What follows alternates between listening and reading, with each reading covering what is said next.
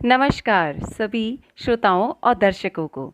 आज हमारे चैनल ऐतिहासिक यात्रा की मंदिरों की यात्रा निकल के पहुंच गई है पाताल भुवनेश्वर गुफा में। पाताल भुवनेश्वर गुफा चूना पत्थर की एक प्राकृतिक गुफा है जो उत्तराखंड के पिथौरागढ़ जिले के गंगोली हाट नगर से 14 किलोमीटर दूरी पर स्थित है। इस गुफा में धार्मिक तथा ऐतिहासिक दृष्टि से बहुत से महत्वपूर्ण कलाकृतियां और प्राकृतिक सौंदर्य बिखरा पड़ा है।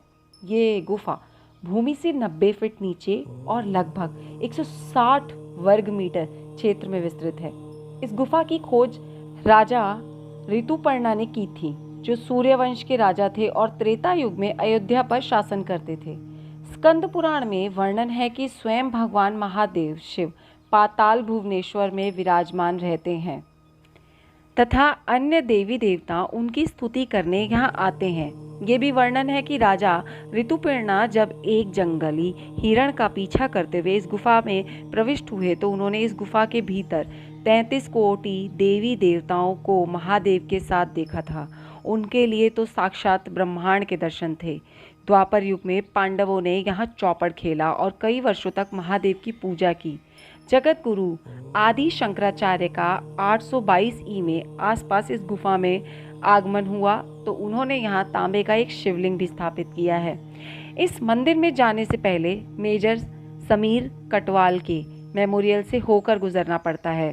आगे बढ़ने से पहले हम यहाँ बताना चाहेंगे कि मेजर समीर कटवाल कारगिल के शहीद हैं, जिनको उत्तराखंड में बहुत सम्मान के साथ देखा जाता है। ये मेमोरियल उन्हीं के नाम पर है।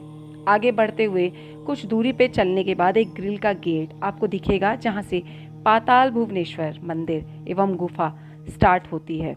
ये गुफा 90 फीट नीचे, जहां बेहद ही पतले रास्ते से होकर जाना पड़ता है। जब आप थोड़ा आगे बढ़ते हैं तो आपको यहाँ चट्टानों की कलाकृतियाँ हाथी जैसे दिखेंगी। फिर से आपको चट्टानों की कलाकृतियाँ देखने को मिलेंगी जो नागों के राजा अधिशेष को दर्शाती हैं। ऐसा कहा जाता है कि राजा अधिशेष ने ही सिर पर पूरी दुनिया का भार उठा रखा है। पौराणिक कथा के आधार पर इस मंदिर में 4 द्वार हैं, जो रण द्वार, पाप द्वार, धर्म द्वार और मोक्ष द्वार के नाम से प्रसिद्ध है। ऐसा कहा जाता है कि महाभारत के युद्ध के पश्चात रण द्वार बंद कर दिया गया। एक प्रश्न में मेरे मस्तिष्क में हमेशा आता था कि यदि शिवजी ने गणेश जी का सर अपने त्रिशूल से काटा और उसके स्थान पे हाथी का सर लगाया तो गणेश जी का साक्षात सर कहाँ है। तो मैंने जब ढूंढा तब मुझे पता चला कि ये सर तो पाताल भुवनेश्वर गुफा में ही स्थापित किया गया है।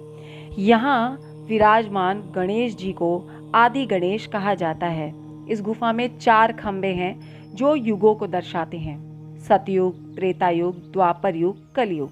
प्रथम 3 खंभों में कोई परिवर्तन नहीं है, किंतु कलयुग का खंभा बाकियों से लंबा है। इस गुफा के विषय में एक खास बात कही जाती है कि यहाँ एक शिवलिंग है जो लगातार बढ़ रहा है।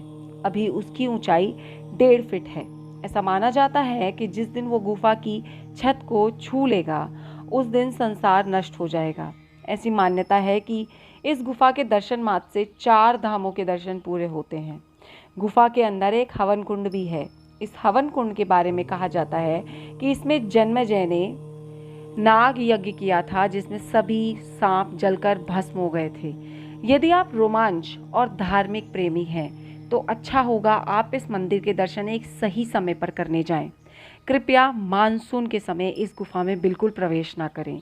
यहाँ केवल मार्च से जून एक बेहतरीन समय है और दूसरा समय यदि आप ठंड को झेल सकते हैं तो अक्टूबर से फरवरी भी एक अच्छा समय है। यहाँ पहुँचने के लिए सबसे करीबी रेलवे स्टेशन टनकपुर है, जहाँ से गुफा सड़क मार्ग से 154 किलोमीटर है। सबसे निकटतम हवाई अड्डा पंतनगर है। यहाँ से गुफा 224 किलोमीटर दूर है। यह आज का प्रश्न है, गुफा में सबसे पास का रेलवे स्टेशन कौन सा है? मैं अपना प्रश्न दोहराती हूँ, गुफा से सबसे पास का रेलवे स्टेशन कौन सा है? कृपया यदि आपको प्रश्न का उत्तर आता हो तो आप कमेंट बॉक्स में उत्तर अवश्य लिखें। धन्यवाद। यदि आपको मेरा ये प्रयास अच्छा लगे, मेरा ये कार्य अच्छा लगे, तो कृपया करके मुझे अपना समर्थन दें। आप मुझे अपना समर्थन लाइक, शेयर और कमेंट के द्वारा दे सकते हैं। आप मुझे सब्सक्राइब भी ज़रूर करें।